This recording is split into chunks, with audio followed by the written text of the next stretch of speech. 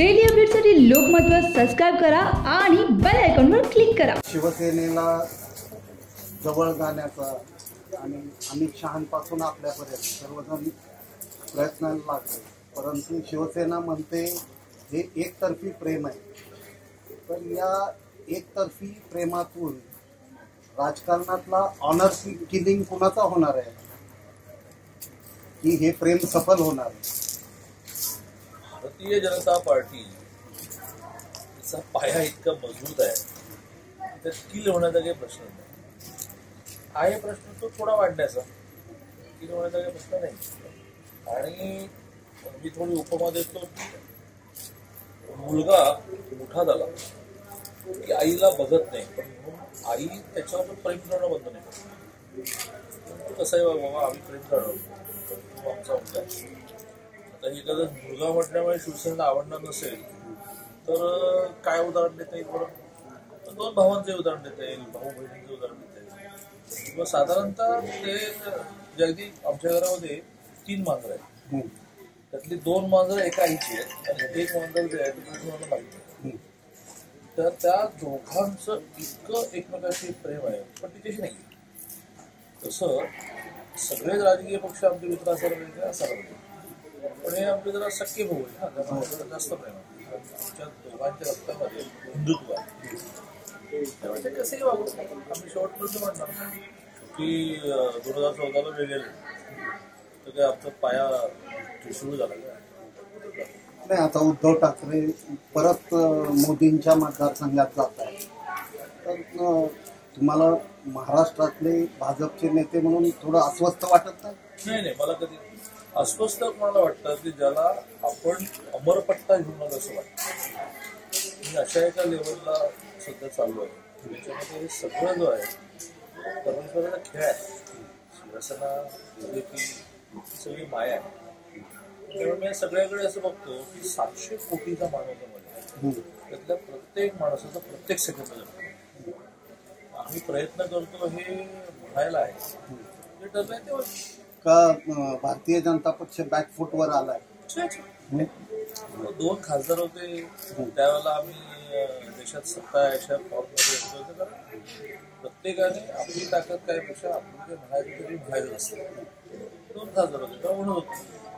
आता देशामध्ये सगळे लोकसभा आणि राज्यसभा नाही, आता राम मंदिर तर तुमचाच मुद्दा आहे, तरीही राम मंदिर या मुद्द्यावरून शिवसेना एवढी आक्रमक किंवा आग्रही बनलेली आहे।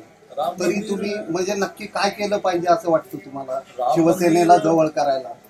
राम मंदिर हा ना भाजपचा मुद्दा, ना संघाचा मुद्दा, ना विश्वहिंदूचा मुद्दा, तो प्रत्येक हिंदूचा मुद्दा आहे। जो म्हणून हिंदू आहे, आणि आता थोडा वेळ नाही आहे, पण हिंदूची व्याख्या जी आहे जो हिंदू गुणाने, मुसलमान सुद्धा गुणाने प्रेम करणारा, देशावर प्रेम करणारा, मातीवर प्रेम करणारा, देशातल्या लोकांवर प्रेम करणारा मुसलमान असेल तर हिंदू आहे।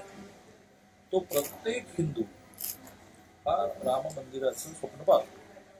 शिवसेनेने पाहिलं तर काय चुकीचं नाही, आणि कोणाच्या का कोंबड्याने होईना तो उगवलं म्हणजे राष्ट्रवादी आणि काँग्रेस यांचं लोकसभेचं जागा वाटप हे देखील अंतिम टप्प्यात आणि सुरळीत चाललेलं दिसतंय, परंतु आपलं मात्र आजही स्वतंत्र चुली आहे। लोकसभेला काय होणार? असं आहे की ज्यांना भीती असते ते सगळ्या प्रकारचे ऍडजस्टमेंट करत थोडं कमी देपडी आहे। तशी आता काँग्रेस राष्ट्रवादीला अशी भीती आहे। सर्वे रिपोर्ट असं सांगतो की जर काँग्रेस राष्ट्रवादी एकत्र लढली नाही, 2014 ते वेगवेगळे लढले, तर विशेषतः राष्ट्रवादी, काँग्रेस तरी मुळं त्यांची जरा मजबूत आहेत, विशेषतः राष्ट्रवादी आता जी 41 आहेत त्यातली 10वर आली तर आपण राष्ट्रवादाचं कारण सर्वे सांगतो। आणि त्याच आणि पवारसाहेब खूप हुशार आहे, मला त्याच्याबरोबर खूप आदर आहे की त्याची हुशारीमुळे त्याच्या प्रचंड मेहनतीमुळे। नेहमी गमतीने असं म्हणतो की राष्ट्रवादीमध्ये एकच कार्यकर्ता, बाकी सगळे नेते। आधी गडचिरोली जिल्ह्यात प्रवास करतात शरद पवार, त्यामुळे ते हुशार असल्यामुळे त्यांचं म्हणणं की किती कमी झालं मिळत पण एकत्र येऊन बोलू आपण। शिवसेना बीजेपीचं कसं झालेलं आहे की ते म्हणतात ना, आम्ही काय कुणाचे खातो तो राम आम्हाला देतो, अशा भूमिकेत चाललेलं असतं. नाही आलं सरकार तरी चालेल, आलं काँग्रेसचं तरी चालेल, बिलकुल आम्ही आमचे अहंकार सोडणार नाही, अशा भूमिकेत माणसं इथे आहेत. आणि तिकडे मात्र बाबरे एकत्र असेल, त्यामुळे वेळ लागतो. जेव्हा केव्हा आम्ही काय कुणाचे खातो तो राम आम्हाला देतो यातून बाहेर पडू, आपलं काही बिघडत नाहीये, पण समाजाचं बिघडेल. महाराष्ट्रामध्ये मी काही भाजपचं प्रवक्ता बोलत नाही, सामान्य माणसाला बोलतो विचारा की गेल्या 4 वर्षामध्ये महाराष्ट्रात शेतकरी किती झाले.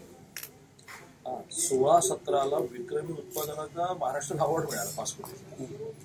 आणि त्यामुळे हे नको असेल. आपल्या समाजाचा 5,000 वर्षाचा इतिहास आहे. की आम्हाला अशी एक स्टेज येते की यार नको, अशी स्टेज आली असेल भाजप शिवसेनेची तरी शोक. बार्शीच्या भगवंतांनी तुमचं मागे तुम्ही लोटांगण घेतलं होतं ते मान्य केलं. तुम्ही आता बार्शीसाठी काही देणार आहात की नाही? की नवस फेडण्यासाठी? भगवंताचा नवस जो आहे तो फेडायला मान्य मुख्यमंत्री येणार आहे, तर ते बिचारे मी नवस केला आणि त्यांना फेडायचं. पण ते इतके चांगले आहेत की कोणीतरी झोपेत जरी शब्द दिला विचारत नाही तुला का दिला, येणारच. बार्शीसाठी आता उदाहरणार्थ हा कुर्डुवाडी बार्शीचा रस्ता इथे भयान स्थितीमध्ये होता, तो आपण केला. असं बार्शीकरांनी काही गोष्टी मुख्यमंत्र्यांपासून मागाव्यात.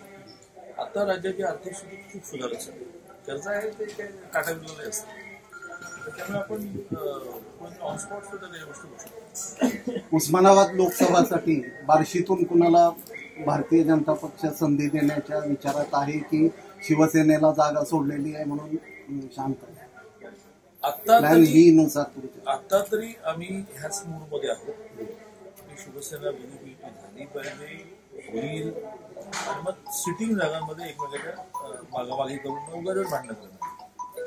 पण नाही झालं तर ऑप्शन्स तयार आहेत. धन्यवाद.